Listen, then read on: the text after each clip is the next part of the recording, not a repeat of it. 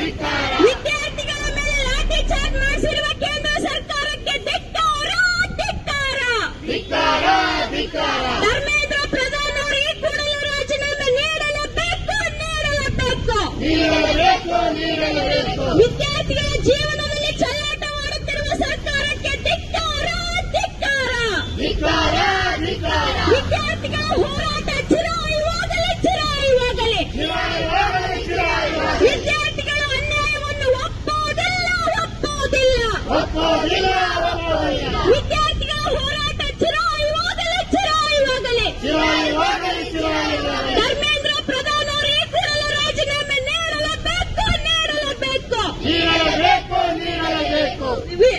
ವಿದ್ಯಾರ್ಥಿಗಳ ಮೇಲೆ ಲಾಠಿ ಚಾರ್ಜ್ ಮಾಡಿರುವ ದೆಹಲಿ ಪೊಲೀಸರಿಗೆ ಧಿಕ್ಕಾರ.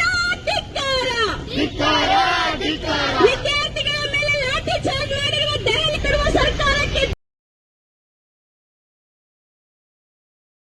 ಗೌರ್ಮೆಂಟ್ PU ಕಾಲೇಜಲ್ಲಿ ಸೈನ್ಸ್ ಮಾಡ್ತಾ ಇದ್ದೀನಿ. ಈಗ ನೀಟ್ ಎಕ್ಸಾಮ್ ಬಗ್ಗೆ 3 ಸಲ ಸ್ಕ್ಯಾಮ್ ಆಗಿ ಎಷ್ಟೊಂದು ಜನ ವಿದ್ಯಾರ್ಥಿಗಳು ಅವರು ಬರ್ದಿರೋ ಇದಕ್ಕೆ ಪ್ರೆಸರ್ ಆಗಿ ತುಂಬಾ ಜನ ಸತ್ತೋಗಿದ್ದಾರೆ ಅಂತ ಗೊತ್ತಾಯ್ತು. ಆದ್ರೆ ಈಗ ಮುಂದೆ ನಾವು ನೀಟ್ ಎಕ್ಸಾಮ್ ಬರಿಬೇಕು, ನಾವು ಬರಿತೀವಿ, ಮುಂದೆ ನಮಗೂ ಆಗುತ್ತೆ. ಆದ್ರೆ ಇಷ್ಟು ಜನ ಎಕ್ಸಾಮ್ ಬರ್ದಿದ್ದಾರೆ, ಅವರಿಗೆ ಪ್ರಾಬ್ಲಮ್ ಆಗಿದೆ, ನಾಳೆ ನಮಗೆ ಆಗಲ್ಲ ಅಂತ ಏನ್ ಗ್ಯಾರಂಟಿ? ಇಷ್ಟೆಲ್ಲ ಸ್ಕ್ಯಾಮ್ ಮಾಡ್ತಿದ್ದಾರೆ. ಕಷ್ಟಪಟ್ಟು ಬಡವ್ರ ಮನೆಯಿಂದ ಓದ್ಕೊಂಡು ಬಂದಿರೋ ಮಕ್ಕಳು ಓದಿ ಎಷ್ಟೋ ಕಷ್ಟಪಟ್ಟು ಬರ್ದಿರ್ತಾರೆ. ಆದ್ರೆ ಅವರಿಗೆ ಈ ತರ ಅನ್ಯಾಯ ಆದ್ರೆ ನಾವು ಸರ್ಕಾರಕ್ಕೆ ಪ್ರಶ್ನೆ ಮಾಡಿದ್ರೆ ಅದು ತಪ್ಪ? ನಮಗ್ ನ್ಯಾಯ ಸಿಗ್ಬೇಕಲ್ಲ. ನಾವು ಬಡವ್ರ ಮಕ್ಕಳಾಗಿ ಓದ್ತಿರ್ತೀವಿ, ಕಷ್ಟಪಟ್ಟಿರ್ತೀವಿ, ಹಗಲು ರಾತ್ರಿ ಅಪ್ಪ ಅಮ್ಮನ್ಗೋಸ್ಕರ ಎಷ್ಟೋ ಇದು ಮಾಡಿರ್ತೀವಿ. ಈ ತರ ಅನ್ಯಾಯ ಮಾಡಿ ಸ್ಕ್ಯಾಮ್ ಮಾಡಿ ಯಾರೋ ಕ್ವಶನ್ ಪೇಪರ್ ನ ಇದು ಮಾಡಿ ಅವರು ತಪ್ಪು ಮಾಡಿದ್ರೆ ಅವ್ರಿಗೆ ಶಿಕ್ಷೆ ಇಲ್ಲ. ನಾವು ಇಷ್ಟೆಲ್ಲ ಕಷ್ಟಪಟ್ಟು ನ್ಯಾಯ ಕೇಳಕ್ ಹೋದ್ರೆ ನಮಗೆ ಪೊಲೀಸರು ಈ ತರ ಅನ್ಯಾಯ ಮಾಡಿದ್ರೆ ನಾಳೆ ನಮಗೂ ಅನ್ಯಾಯ ಆಗುತ್ತೆ. ಈ ತರ ಮಾಡಬಾರ್ದು ಅಂತ ನಾನು ಕೇಳ್ತಾ ಇದ್ದೀನಿ. ಮತ್ತೆ ಸರ್ಕಾರದವರಿಗೆ ನಮಗೆ ನ್ಯಾಯ ಸಿಗ್ಲಿ, ನಾವು ನಮ್ಮ ಮುಂದೆ ಇರೋರು ಮತ್ತೆ ನಮ್ಮ ಹಿಂದೆ ನೆಕ್ಸ್ಟ್ ಓದೋರು ಕೂಡ ಅವರಿಗೂ ನ್ಯಾಯ ಸಿಗ್ಲಿ ಅಂತ ನಾನು ಕೇಳ್ತಾ ಇದ್ದೀನಿ. ವಿಜಯನಗರ ಜಿಲ್ಲಾ ಅಧ್ಯಕ್ಷರು ಮಾತಾಡ್ತಾ ಇರೋದು. ಇಡೀ ದೇಶವ್ಯಾಪಿ ನೀಟ್ ಸ್ಕ್ಯಾಮ್ ಆಗಿರೋದ್ರ ವಿರುದ್ಧ ಹೋರಾಟಗಳು ನಡೀತಾ ಇದೆ.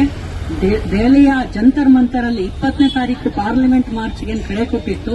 ಅಲ್ಲಿ ಶಾಂತಿಯುತ ಪ್ರತಿಭಟನೆ ಮಾಡುತ್ತಿದ್ದಂತ ವಿದ್ಯಾರ್ಥಿಗಳ ಮೇಲೆ ಪೊಲೀಸರು, ಕೆಲವು ಪೊಲೀಸರು ಅಲ್ಲದೆ ಇರುವಂತವರು ಸಹ ಸಿವಿಲ್ ಡ್ರೆಸ್ ಅಲ್ಲಿ ಲಾಠಿ ಚಾರ್ಜ್ ಮಾಡಿದ್ದಾರೆ, ಕಲ್ತಾಂಡ್ ಹಾಕಿದ್ದಾರೆ, ಅಶ್ರುವಾಯ ಹಾಕಿದ್ದಾರೆ.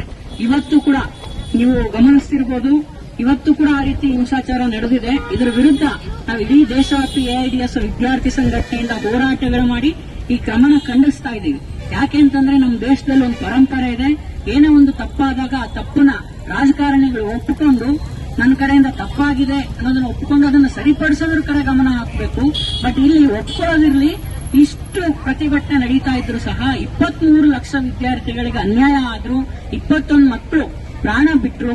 ಇಡೀ ಪ್ರಪಂಚದಾದ್ಯಂತ ಇಡೀ ದೇಶಕ್ಕೆ ಚೀಮಾರಿ ಹಾಕಿ ಬೇರೆ ಬೇರೆ ದೇಶಗಳಲ್ಲಿ ಕೂಡ ಪ್ರತಿಭಟನೆ ಮಾಡ್ತಿದ್ದಾರೆ. ಇಂಡಿಯಾದ ವಿದ್ಯಾರ್ಥಿಗಳಿಗೆ ನ್ಯಾಯ ಸಿಗಬೇಕು ಅಂತ. ಇಷ್ಟು ನಡೆದ್ರು ಸಹ ನಮ್ಮ ಶಿಕ್ಷಣ ಸಚಿವರಾಗ್ಲಿ, ನಮ್ಮ ಪ್ರಧಾನಮಂತ್ರಿಗಳಾಗ್ಲಿ ಇದ್ರ ಬಗ್ಗೆ ಯಾವುದೇ ತಲೆ ಕೆಡಿಸ್ಕೊಳ್ತಾ ಇಲ್ಲ, ಯಾವುದೇ ಮಾತು ಆಡ್ತಾ ಇಲ್ಲ.